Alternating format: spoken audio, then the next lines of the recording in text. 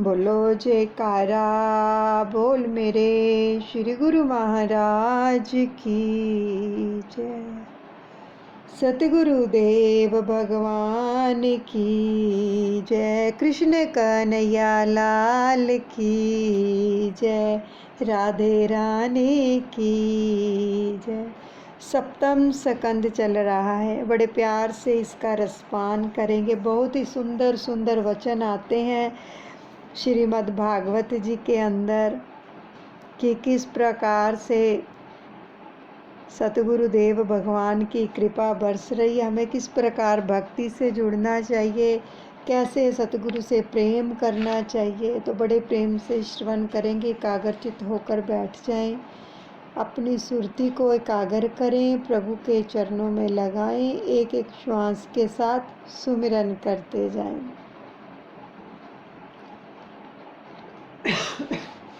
हरे रामा रामा रामा हरे हरे, हरे कृष्णा कृष्णा कृष्णा हरे हरे। सप्तम स्कंद का आगे का जो भाग है वो रसपान करेंगे। किसी भी स्वरूप की मूर्ति की स्थापना करके उसकी प्रेम और भावपूर्वक सेवा करो। चित्त स्वरूप की अपेक्षा मूर्ति स्वरूप अधिक अच्छा है। सेवा करते समय मन में ऐसा ही भाव रहना चाहिए कि साक्षात परमात्मा ही है।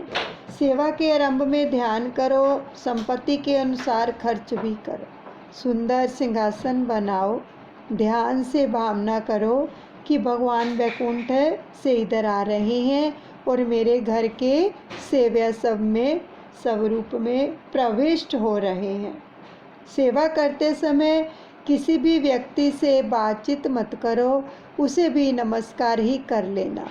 ये सच्ची बात है। जब हम किसी से बात करते हैं ना, सेवा करते हुए या कुछ भी करते, तो मन नहीं लग पाता है अच्छे से, क्योंकि मन रमता नहीं। मन तभी रमेगा जब हम एकाग्रचित होकर सेवा करेंगे।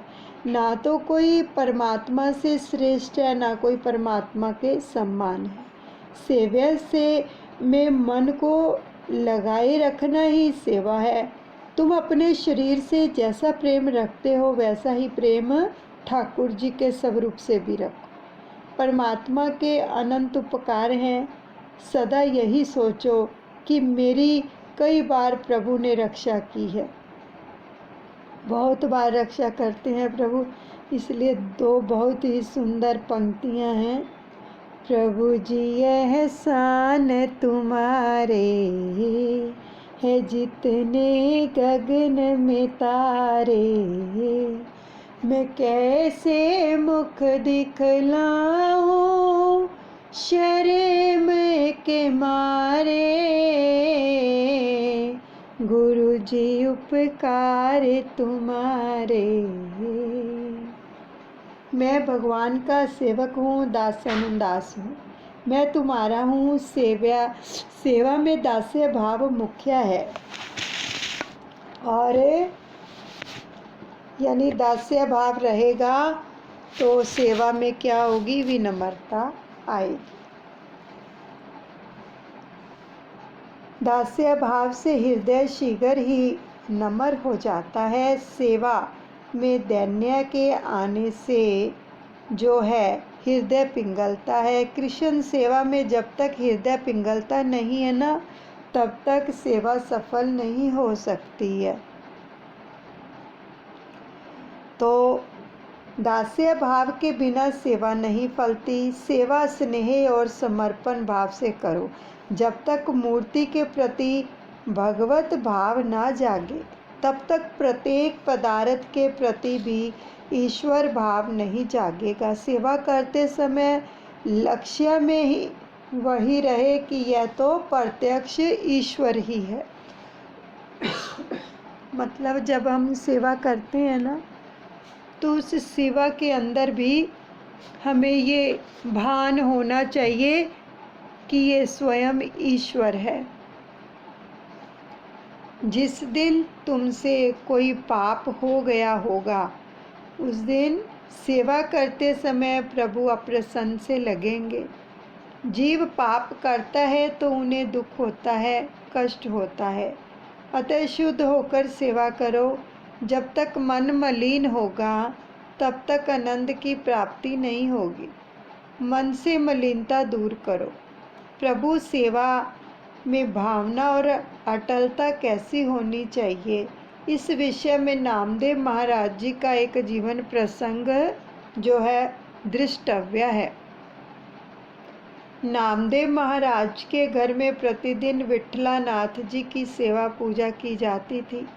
जब नामदेव जी 3 वर्ष के बालक थे, तब ही की ये बात है कि उनके पिताजी को एक बार बाहर जाना पड़ा, तो सेवा पूजा का काम वे नामदेव को सौंपते गए। पिता ने नामदेव से कहा, बेटा, विठलानाथ हमारे घर के स्वामी हैं, उनकी सेवा किए बिना भोजन करना पाप है। यह सुनकर नामदेव जी ने सेवा करने की रीति पूछी। देखो यहाँ पर बहुत सुंदर वचन आ रहे हैं कि उनके पिताजी ने कहा कि विठलानाथ जी हमारे घर के स्वामी हैं। हमारे घर के अंदर भी सभी ने मतलब अपने अपने घर के अंदर, हम सब के घर के अंदर प्रभु विराजमान हैं, है ना। तो वो ही घर के स्वामी हैं। यानी कभी ये मत कहा करो कि ये हमारे घर में विराजमान है, हमें ऐसा नहीं कहना। हमें ये कहना चाहिए कि हम इनके पास रहते हैं, ये इन्हीं का घर है, ये घर के स्वामी है, मुखिया हैं, ठीक है। घर के मालिक कौन है? भगवान हैं, सतगुरु हैं। हम इनके पास रहते हैं, ये इन्हीं का घर है। एक बात याद आ गई, काम करने वाली मेड आई तो उसको किसी ने घर दिखाया कि ये घर है, यहाँ पर मतलब के काम करना है। तो जब वो अंदर आई तो उसको घर दिखाया भी, ये यहाँ पर सफाई वगैरह करनी है। तो उसने मंदिर देखा, तो हमने बोला कि ये इन्हीं का घर है, हमारा नहीं है, इनके पास हम रहते हैं और ये इन्हीं के घर की सेवा है जो आपको करनी है। जब हमारे भाव ऐसे हो जाते हैं ना, तो सच में एक अपनापन ऐसा प्रभु के साथ जुड़ जाता है, फिर प्रभु के सिवा और कोई वस्तु अपनी नहीं दिखती है, केवल प्रभु ही दिखते हैं। सच मानो तो हम ही इनके पास रहते, इन्होंने ही हमें रखा हुआ है, हम थोड़ी इनको रख सकते हैं, हमारी क्या औकात है। इसीलिए हम इनके घर में रहते हैं, ये प्रभु का घर है। हमेशा ऐसे ही हमारे मुख से शब्द निकलने चाहिए, ये घर के स्वामी हैं, मुखिया हैं हमारे घर के, हम इनके पास रहते हैं। तो पिताजी ने कहा, श्री विठलानाथ घर की प्रत्येक वस्तु के स्वामी हैं, अतः उसके प्रसाद के रूप में वस्तु को ग्रहण करने में कोई दोष नहीं है। ठाकुर जी को अर्पण ना करना ही पाप है। तो वेदांती ब्रह्मा की बात बताते हैं कि जीव ब्रह्मा है। जीव चाहे ब्रह्म रूप ही हो, किंतु मानव शरीर के कारण आज तो वह प्रभु का दास ही है। परमात्मा उसे ना जाने कब अपनाकर ब्रह्म रूप बना देवेंगे, तब तक तो वह दास ही है। दास्य भाव से जीवन सुधरता है और मृत्यु भी सुधरती है। भागवत में वात्सल्य भाव, मधुर भाव आदि का वर्णन है, किंतु वे सभी दास्य भाव हैं से ही मिश्रित हैं। दास्य भाव के बिना ईश्वर को जीव पर दया नहीं आती है। पिताजी बोले, बेटे, प्रातःकाल में जल्दी जागकर स्नान आदि से पवित्र होने के बाद भगवान की प्रार्थना करना और प्रार्थना करके उन्हें जगाना। जब सभी विश्राम कराते हैं ना सतगुरुदेव भगवान को, और जब सुबह फिर उनको उठाकर सिंहासन पर विराजमान करते हैं, तो ऐसे ही जब यशोदा जी कृष्ण कन्हैया को उठाती थी तो क्या गाती थी?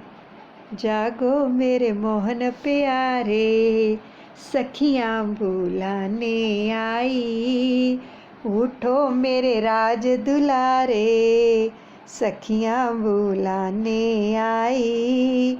जागो मेरे मोहन प्यारे, सखियाँ बुलाने आई, जागो मेरे हारा वाले, सखियाँ बुलाने आई। इस प्रकार से माँ यशोदा उनको जगाती थी। तो किंतु प्रथम भोग सामग्री तैयार कर लेना उनके पिताजी ने नामदेव को बोला। वैष्णवों के हृदय में प्रेम भाव जगने पर ही ठाकुर जी को भूख लगती है। भगवान के चरण धीरे धीरे धोना, कहीं उन्हें कोई तकलीफ ना होने पाए, यानी कि बिल्कुल ऐसे ही समझना जैसे वो साक्षात है। स्नान कराकर धीरे धीरे उनके दर्शन करना और सद्भाव से सेवा करना, फिर उनका श्रृंगार करना, उनसे पूछना कि आज आप कौन सा पीताम्बर पहनोगे। श्रृंगार करता भगवान के साथ हो जाता है तो प्रभु ने यदि दिया है तो फिर भी उन्हीं के लिए खर्च करने में क्या संकोच होना चाहिए। योगी को जो आनंद समाधि में मिलता है वही आनंद भगत को ठाकुर जी का श्रृंगार करते हुए प्राप्त होता है। सच में जो श्रृंगार करते हैं कृष्ण कन्हैया का और अपने सतगुरुदेव का दिल से करते हैं तो कितना आनंद आता है कि जैसे सचमुच ही उनको ये सब हम कर रहे हैं। जैसे माँ बच्चे को नहलाती है, फिर उसको सुंदर सुंदर कपड़े पहनाती है, फिर काला टीका भी लगाती है कहीं नज़र न लग जाए, उसको देख देख के खुश होती है ना। ऐसे ही जो भगत है वो प्रभु का श्रृंगार करके खुश होता है, उसकी आत्मा प्रफुल्लित होती है। खुली आँखों से ही समाधि का आनंद मिलता है। जब हम श्रृंगार करते हैं ना, सचमुच खुली आँखों से ही समाधि का आनंद मिलता है। योगी प्राणायाम प्रत्याहार आदि करते हैं, फिर भी उनका मन कई बार कुछ उल्टा ही कर बैठता है। कन्हैया को बार बार बुलाने पर ही वह बोलेगा। जगत को भूलकर परमात्मा में तन्मय होने से आनंद प्राप्त होगा। श्रृंगार के पश्चात दूध को भोग अर्पण करो दूध का। और विठलानाथ जी तो बड़े जो हैं लजीले हैं, बार बार विनती करने पर ही वे भोजन करते हैं। उनके प्रार्थना करना कि भले ही उन्हें आवश्यकता ना हो फिर भी वे भोग अवश्य ग्रहण करें। जब कई बार इस प्रकार प्रार्थना करोगे तभी ठाकुर जी दूध को स्वीकार करेंगे। ये उनके पिताजी उसको बता कर गए नामदेव जी को। सेवा भक्ति में प्रेम मुख्य है। देखो सबसे जो बड़ी बात है वो प्रेम की है। जो सेवा है भक्ति है उसमें जो बड़ी बात है, मुख्य बात है, वो प्रेम की है। सेवा भाव से करनी चाहिए। हे नाथ, आपने अजामिल जैसों का भी उद्धार किया तो क्या मेरा नहीं करोगे? मैं अदम तो हूँ किंतु अजामिल जितना नहीं हूँ। अजामिल तो वैश्य के साथ रहता था, मैंने वैसा तो कुछ नहीं किया है, तो क्या तुम मुझ पर आप कृपा नहीं करेंगे? तो स्तुति के पश्चात भगवान को वंदन करना। स्तुति में कोई क्षति रह गई हो तो प्रणाम करने से कुछ ठीक हो जाता है। सेवा की समाप्ति में बालकृष्ण को साष्टांग प्रणाम करना। नामदेव तो भोले भाले बालक थे, छोटे से थे, तो उन्होंने पिता की बातों को अक्षरश सच मान लिया, जो जो वो बोल के गए। क्योंकि बालक को तो जो भी बोलोगे वो सच मान लेता है, क्योंकि जो बच्चे होते हैं वो मन के सच्चे होते हैं, बच्चे मन के सच्चे, सारे जग की आँख के तारे, भगवान को लगते प्यारे, है ना। नन्हे बालक को यदि ढंग से समझाया जाए तो उसे मूर्ति में भी भगवान दिखाई देंगे, ये सच्ची बात है, क्योंकि उसका दिल साफ होता है बच्चे का। बड़ा होने के बाद समझाने लगोगे तो वह दलीलें करने लगेगा। अतः बाल्यावस्था में भक्ति के संस्कार दृढ़ होने चाहिए। छोटे बच्चे होते हैं, उनको तभी से ही उनके अंदर भक्ति के संस्कार डाल देने चाहिए, नहीं तो बड़े होकर वो तर्क वितर्क करते हैं। नामदेव के मन में भी यह बात जम गई कि विठलानाथ दूध अवश्य पिएंगे और वे भोजन भी करेंगे, क्योंकि पिताजी बोल गए थे।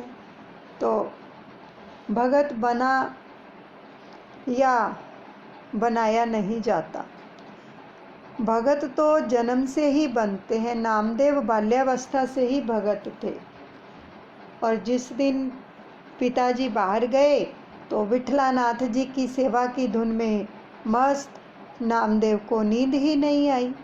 वह बालक प्रातःकाल 4 बजे ही प्रभु की सेवा में लीन हो गया।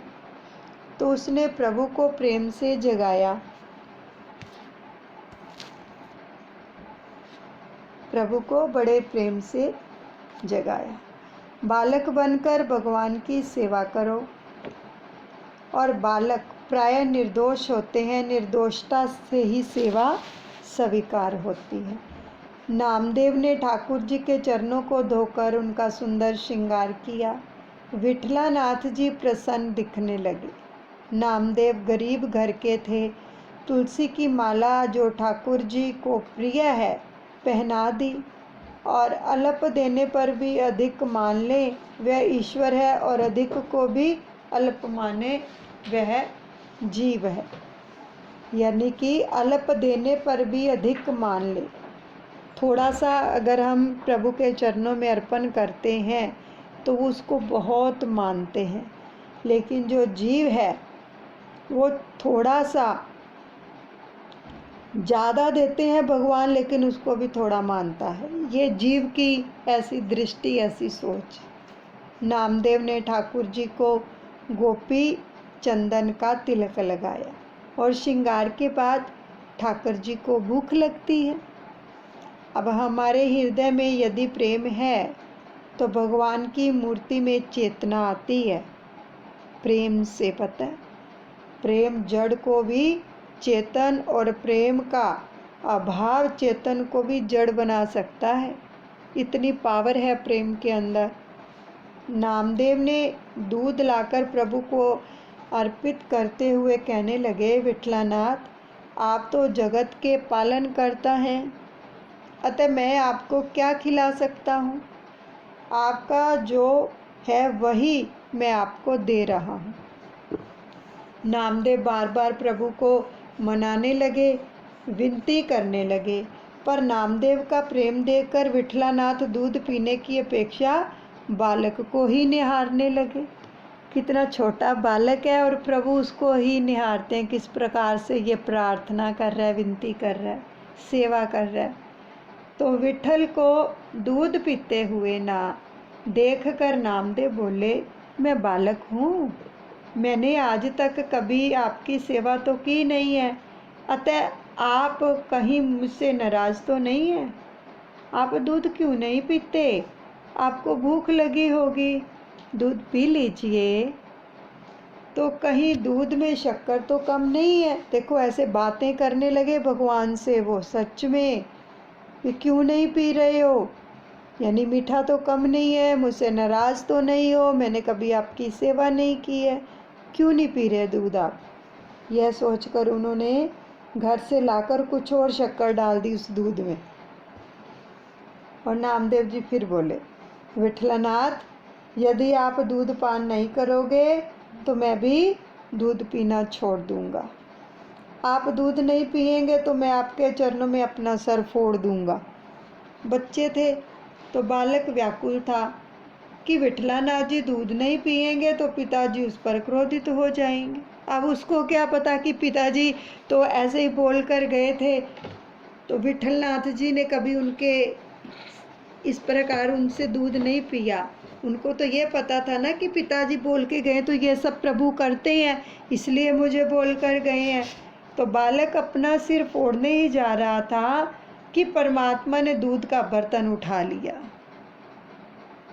श्री राधे गोविंदा गोपाला तेरा प्यारा नाम है। गाओ। श्री राधे गोविंदा गोपाला तेरा प्यारा नाम है। गोपाला तेरा प्यारा नाम है। नंदलाला तेरा प्यारा नाम है। श्री राधे गोविंदा गोपाला तेरा प्यारा नाम है। श्री राधे गोविंदा गोपाला तेरा प्यारा नाम है। अब बर्तन उठा लिया, आप जड़ मूर्ति भी चेतनमयी हो गई, उसमें चेतना आ गई, जान आ गई। यानी कि चेतना का मतलब नामदेव के प्रेम से विठलनाथ जी प्रसन्न हो गए। अब विठलनाथ जी को दूध पीते हुए देखकर बालक जो था वो प्रसन्न हो गया। प्रभु ने दर्शन दे दिए, उनके सामने दूध का भोग लगा रहे हैं। बालक को यह भी तो आशा थी कि विठलनाथ जी का कुछ ना कुछ प्रसाद तो मिलेगा ही, किंतु आज तो विठलनाथ जी सारे का सारा ही दूध पी जाने की इच्छा कर रहे थे। यह देखकर नामदेव बोले, आपको आज क्या हो गया है? क्या आप ही सारे का सारा दूध पी जाएंगे? क्या मुझे थोड़ा सा भी नहीं देंगे? ये नामदेव जी भगवान को बोल रहे हैं। तो यह सुनकर विठलनाथ जी ने नामदेव को उठाकर अपनी गोद में ले लिया। सच में कितने भाग्यशाली ऐसी रूहें होती हैं, ऐसी आत्माएं होती हैं जिनको प्रभु अपनी गोद में ले लेते हैं। जरा भान करो, ये जो वचन हम सभी सुन रहे हैं, ये हमारी आंखों के सामने ही लीला हो रही है। ऐसे भान करो, सच में हो रही है। सुनना नहीं, इसको भान करना है तो कैसा आनंद मिलेगा ये आप खुद अंदाज़ा लगा सकते हो।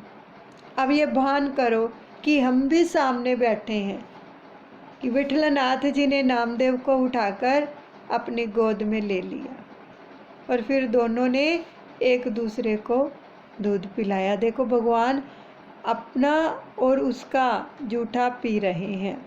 इस प्रकार सेवा कृम बताया। अब प्रेम और सेवा के बिना भक्ति सफल नहीं हो पाती है। इस प्रेम में तो ऐसा बल है कि निष्काम को सकाम और निराकार को साकार बनना पड़ता है। प्रेम के अंदर इतनी शक्ति है। ईश्वर के साथ प्रेम करो। ईश्वर जीवन से प्रेम की मांग करते हैं। जीव से जो ईश्वर है वो हमसे किस चीज़ की मांग करते हैं? धन पदार्थों की करते हैं। इन चीज़ों की उनको क्या ज़रूरत है? वो स्वामी है, जगत के पालनहार हैं, पालन करता है। सारी चीज़ें तो उन्होंने बनाई है। वो क्यों इन चीज़ों की मांग करेंगे? वो इन चीज़ों की मांग नहीं करते हैं। वो केवल हमसे एक प्रेम चाहते हैं। प्रेम के हाथों बिक जाते हैं और जीव से प्रेम की मांग ही करते हैं। प्रेम करने योग्य तो मात्र ईश्वर ही है। सेवा करते करते यदि हृदय आदर हो जाए और आँखों से अश्रुधारा बह निकले तो मानो सेवा सच्ची है। सेवा करते करते कई बार आँखों से अश्रुधारा बह निकलती है ना। जब हम प्रभु को स्नान करा रहे होते हैं, भोग लगा रहे होते हैं, तो आँखों से आंसू आ जाते हैं उनकी याद में जा, तो समझो वो स्वीकार हो गए। ज्ञान से वस्तु के स्वरूप का पदार्थ का ज्ञान होता है, और किंतु ज्ञान से उस वस्तु के स्वरूप में परिवर्तन तो नहीं हो सकता ना। परिवर्तन तो प्रेम से होता है, पर भक्ति में उस वस्तु के स्वरूप में भी परिवर्तन कर देने की शक्ति है। भक्ति के अंदर, प्रेम के अंदर। प्रेम में, भक्ति में जड़ मूर्ति को भी चैतन्य बना देने की शक्ति। अबिंब का श्रृंगार करोगे तो प्रतिबिंब भी निखरेगा, और ईश्वर को दोगे तो वे भी तुम्हें कई गुना बढ़ाकर वापस देंगे। ये बात बिल्कुल सच्ची है प्रेमियों। सेवा देते समय, चाहे किसी भी प्रकार की सेवा कर रहे हो, दे रहे हो, धन दे रहे हो, कोई पदार्थ दे रहे हो, कोई वस्तु दे रहे हो, ठीक है, मन में कभी संशय भ्रम करके मत देना, नहीं तो वो सेवा सफल नहीं होगी। बल्कि नाम का जाप करके कि प्रभु आपने हमें चुना है, तो हमें संदेश मिला है आपका सेवा के लिए। जो भी तिल फूल देना है प्रेम से, श्रद्धा से अर्पण करो प्रभु के, तो वो सहस्र गुना होकर आपको वापस लौटाएंगे। अब द्रौपदी की लाज परमात्मा ने रख ली। उन दोनों का किसी स्थान पर मिलन हुआ। मिलने पर द्रौपदी ने भगवान का आभार माना, तो भगवान ने कहा, आभार उपकार की तो कोई बात ही नहीं है, मैं तो आज तेरे ऋण से ही मुक्त हुआ। तो शायद तू यह बात भूल गई है, किंतु तुझे याद है कि एक बार मेरी उंगली से रक्त की धार बह निकली थी। श्री कृष्ण द्रौपदी से बोल रहे हैं। तो सारी रानियां महल में पट्टी ढूंढने निकल पड़ी थी। तब तूने अपना ही वस्त्र फाड़कर, यानी अपनी साड़ी का पल्लू फाड़कर मुझे पट्टी बांध दी थी।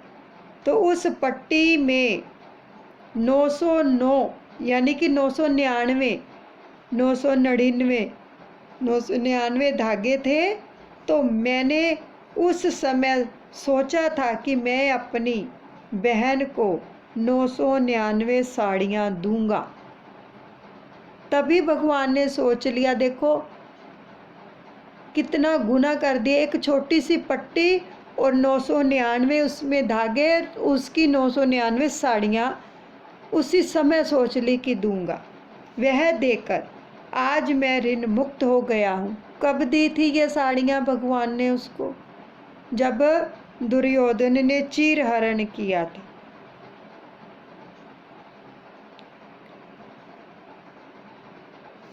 तब भगवान ने उसकी लाज रखी थी।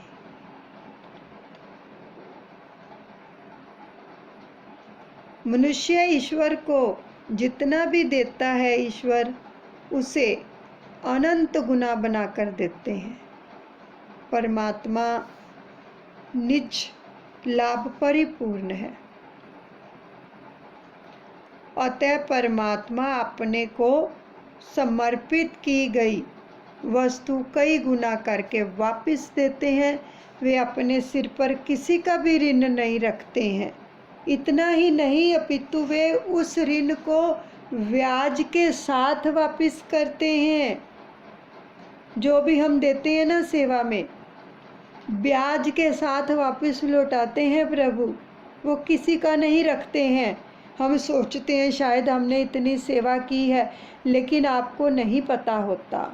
हमें क्या पता होता है कि जब हमें कई बार ऐसा लगता है हमें ज़रूरत होती है, तो हम सोचते हैं ना कि उसने इस समय मेरी हेल्प की। हमने तो कभी सोचा भी नहीं था ये धन इस प्रकार से हमारे पास आएगा। चाहे किसी के द्वारा आए, चाहे हमारी लॉटरी लगे, चाहे हमें लाभ मिले, जैसे मर्जी वो उसको वापस लौटाते। तो हम कहते हैं ना कि ये सब उसकी कृपा, पता नहीं कौन सा कर्म है जो ये सब हुआ हमारे साथ। तो वो जो अच्छा काम किया होता है, अच्छा कर्म किया होता है ना, तभी वो आता है। तो प्रभु ने देखो कितनी कमाल की बात है, एक पट्टी के धागे भी गिन लिए कि कितने हैं, और उसी क्षण प्रण भी ले लिया कि इसको मैंने 999 साड़ियाँ देनी है। और दुशासन जब उसकी साड़ी उतारने लगा तो प्रभु प्रकट हो गए थे ना, किस प्रकार से प्रभु की ओर से वो साड़ियाँ आ रही थी और दुशासन उसको खींचता जा रहा था। वो खींचता खींचता थक गया था, लेकिन प्रभु की ओर से साड़ियाँ नहीं ख़त्म हुई थी। तब प्रभु ने कितनी लाज रखी। और दुशासन खींचता खींचता थक हार गया था। ऐसे हैं प्रभु जो अपने प्रेमियों की लाज भी रखते हैं और उसका मोल भी चुकाते हैं। तो प्रहलाद जी स्तुति करते हैं, प्रभु आपके मांगलिक सद्गुणों का वर्णन मैं कैसे करूं? ब्रह्म आदि देव भी आपकी लीला का पार नहीं पा सकते। आप शांत हो जाइए। प्रहलाद जी कह रहे हैं आप शांत हो जाइए, क्योंकि प्रभु को क्रोध आ गया था ना जब उसके पिता का वध किया था प्रहलाद के। तो मेरे पिता का तो जो जगत के लिए कंटक के समान थे आपने वध कर दिया, वे अच्छा ही हुआ। आपके इस भयंकर स्वरूप को देखकर देवों को डर लग रहा है, किंतु मुझे कोई भय नहीं है। मुझे आपके जो है उग्र स्वभाव का कोई भी भय नहीं है। मुझे तो इस संसार का ही भय है कि हे दीना बंधु, मुझे तो मात्र इस असहाय और उग्र संसार चक्कर में पिस जाने का ही भय है। मेरे कर्म पाशों से बांधकर मुझे इन भयंकर जंतुओं के बीच छोड़ दिया गया है।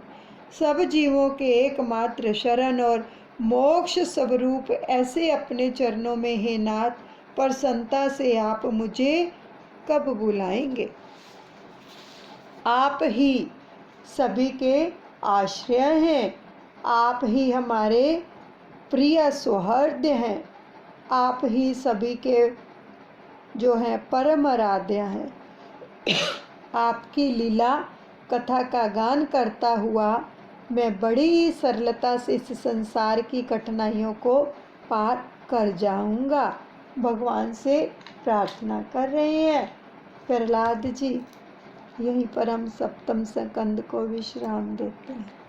हरे रामा रामा रामा हरे हरे, हरे कृष्णा कृष्णा कृष्णा हरे हरे। सतगुरुदेव भगवान के चरणों में साष्टांग दंडवत प्रणाम करते हैं, अनुचित क्षमा करें। कृष्ण कन्हैया राधे रानी के चरणों में भी साष्टांग दंडवत प्रणाम करते हैं। बोलिए सतगुरुदेव भगवान की जय। सब अपने सतगुरु के चरणों में